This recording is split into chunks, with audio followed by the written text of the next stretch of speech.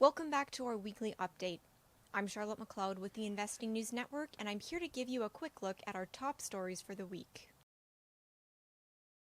All eyes were on the U.S. Federal Open Market Committee this week, which shed light on policy after its two-day meeting held from Tuesday to Wednesday. The Fed indicated that it will leave interest rates unchanged, and it will also continue its bond buying program, although the central bank has now suggested it will start thinking about how to taper. The reaction from gold was positive, with the yellow metal ultimately taking off after the meeting.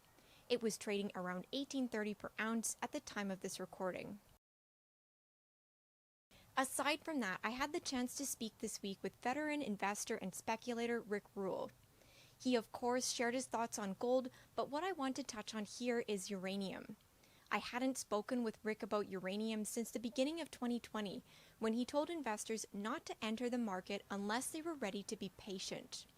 I would encourage speculators who can afford the risk and are patient to participate, because the universe of good uranium issuers is very small. And when the market returns, which it will, the upside could be absolutely dramatic. But if you're impatient, that's the wrong game. Patience has indeed been needed in the uranium sector.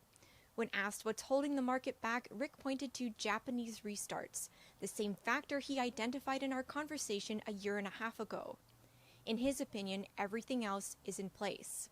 Rick remains bullish on uranium for a number of reasons, including the launch of the Sprott Physical Uranium Trust, which he believes will help deal with excess supply.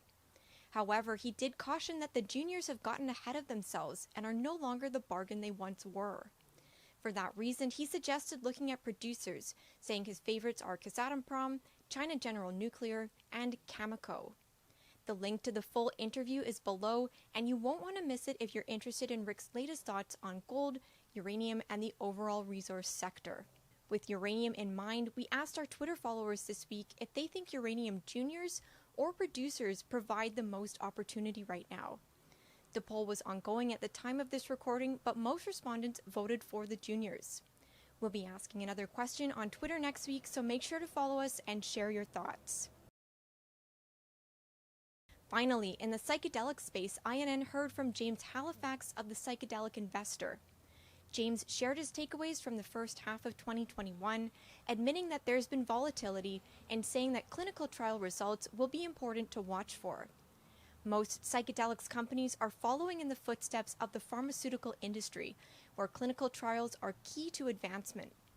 James noted that company valuations are quite high right now due to positive expectations, but so far it's too soon to tell what will actually happen to the companies in this very new industry. That's all for this week. If you like this video, make sure you subscribe to our channel and turn on notifications so you don't miss future updates and interviews.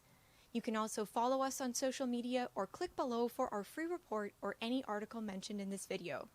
We'll see you next time.